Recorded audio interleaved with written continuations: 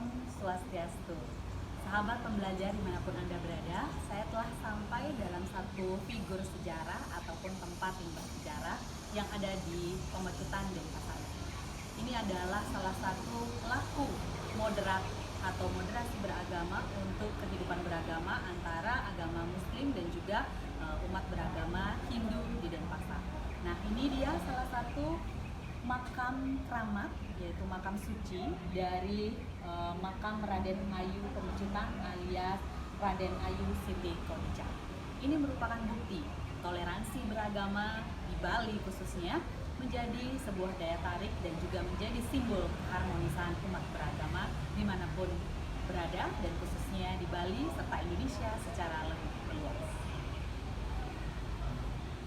Spirit nilai toleransi beragama ada dalam sebuah sejarah Raden Ayu Pemecutan atau dikenal dengan Raden Ayu Siti Kodijah. Legenda ini dimulai ketika sang putri terkenal cantik dan disayang hingga menjadi kembang kerajaan yang ternyata mengidap penyakit kuning. Raja Pemecutan berusaha untuk menyembuhkan sang anak kesayangan namun tak berhasil menyembuhkan sang putri. Hingga Raja Pemecutan membuat sebuah sayembara yang bisa menyembuhkan penyakit sang putri jika perempuan akan diangkat jadi anak raja dan jika laki-laki akan dikawinkan dengan Raden Ayu Pemecutan. Kabar tentang sayembara ini terdengar oleh seorang ulama di Yogyakarta yang mempunyai seorang anak didik yang menjadi raja di Madura, yaitu Cakraningrat IV.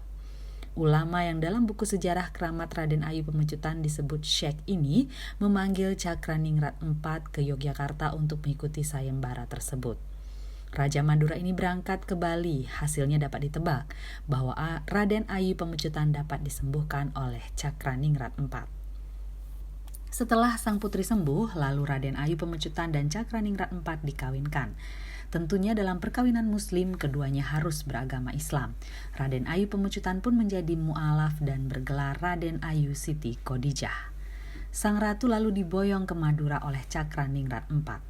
Suatu ketika Raden Ayu pulang ke Bali beserta 40 orang pengiring dan pengawal. Cakraningrat IV memberikan bekal berupa guci, keris, dan sebuah pusaka berbentuk tusuk konde yang diselipkan di rambut sang putri. Sesampainya di kerajaan Pemecutan, Siti Kodijah disambut dengan riang gembira. Namun kala itu tidak ada yang mengetahui bahwa sang putri telah memeluk agama Islam. Suatu hari ketika ada suatu upacara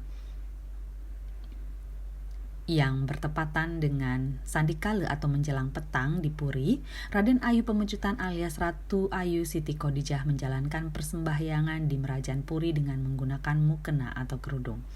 Ketika itu salah seorang patih di Puri melihat hal tersebut. Para patih dan pengawal kerajaan tidak menyadari bahwa putri telah memeluk Islam dan sedang melakukan ibadah salat. Menurut kepercayaan di Bali, hal tersebut dianggap aneh dan dikatakan sebagai penganut aliran ilmu hitam.